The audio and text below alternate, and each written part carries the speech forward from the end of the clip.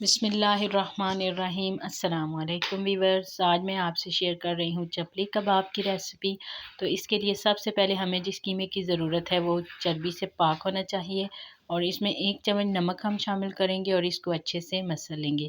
और ये इसका मेन स्टेप है क्योंकि हमने नमक डाल के इसको बहुत अच्छे से मिक्स करना है। हम इसमें बेसन या अंडा नहीं डालेंगे, तो इसलिए ये स्टेप इसके लिए ज़रूरी है। ये गोश्त जो है ख़ुद से चिपकने लग जाएगा और फिर आपके कबाब खुलेंगे भी नहीं। और इनका जायका भी दूसरे कबाब की निस्बत बहुत ज़्यादा मज़ेदार बना है। अब इसमें मैं 2 चम्मच मकई का आटा शामिल कर रही हूँ और इसको भी अच्छे से मैं मिक्स कर रही हूँ। ये मैंने आधा किलो कीमे में सिर्फ 2 चम्मच जो है वो मकई का आटा शामिल किया है। आपने भी ज़्यादा ऐड नहीं करना। और अब साथ में मैंने 2 चम्मच खुशक धनिया लिया है, 1 चम्मच ज़ीरा उसको अच्छे से कूट लिया है, 1 चम्मच दड़ा मिर्च, आधी चम्मच काली मिर्च और चौथाई चम्मच अजवाइन। इस कबाब की डो को हमने बहुत अच्छे से मिक्स करना है और आपने स्टेप बाय स्टेप इसी रेसिपी को फॉलो करना है। इंशाल्लाह आपके कबाब जो हैं वो बहुत मज़ेदार बनने वाले हैं। अब साथ में मैंने 1 चम्मच सब्ज़ मिर्च का पेस्ट शामिल कर रही हूँ।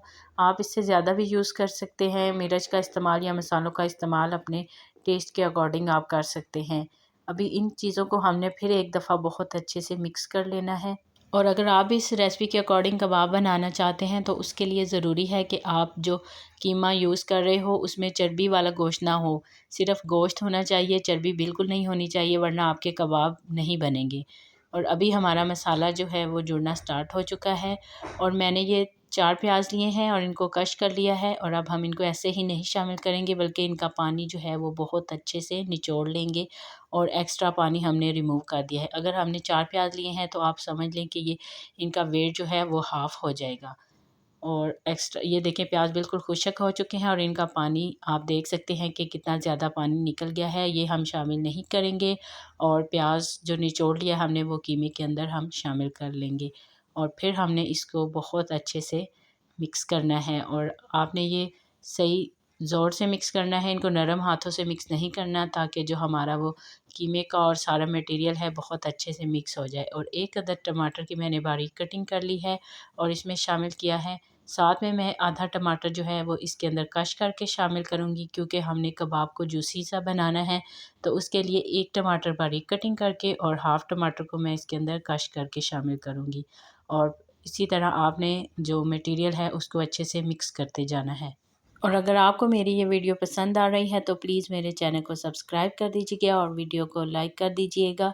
और अब हम इसमें सब्ज़ धनिया शामिल कर लेंगे और इसको फिर एक दफ़ा अच्छे से मिक्स कर लेंगे। ये सारे स्टेप्स तो मसाला रेडी करने के थे। और इनको फ्राई करने के लिए हमें ऐसे बर्तन की ज़रूरत होती है, जैसे कि पराठे वाला तवा हो गया, या ऐसा पैन जिसमें हम नॉर्मली चिप्स या पकोड़े वगैरह फ्राई करते हैं और फिर उसको कवर करके रख लेते हैं। तो अगर हम इसको धुले हुए बर्तन में करेंगे फ़र्स्ट टाइम, या धुले हुए तवे पे करेंगे, तो ये चिपकने स्टार्ट हो जाएंगे। इसलिए मैं इनको ऐसी कढ़ाई में फ्राई कर रही हूँ जिसको मैं नॉर्मली पकौड़ों के लिए यूज़ करती हूँ, और फिर मैं इसको कवर करके रख देती हूँ। और क्योंकि बाज़ार जैसी कढ़ाई तो घर में अवेलेबल नहीं होती, तो हमने वही बर्तन यूज़ करने होते हैं जो हमारे पास अवेलेबल होते हैं।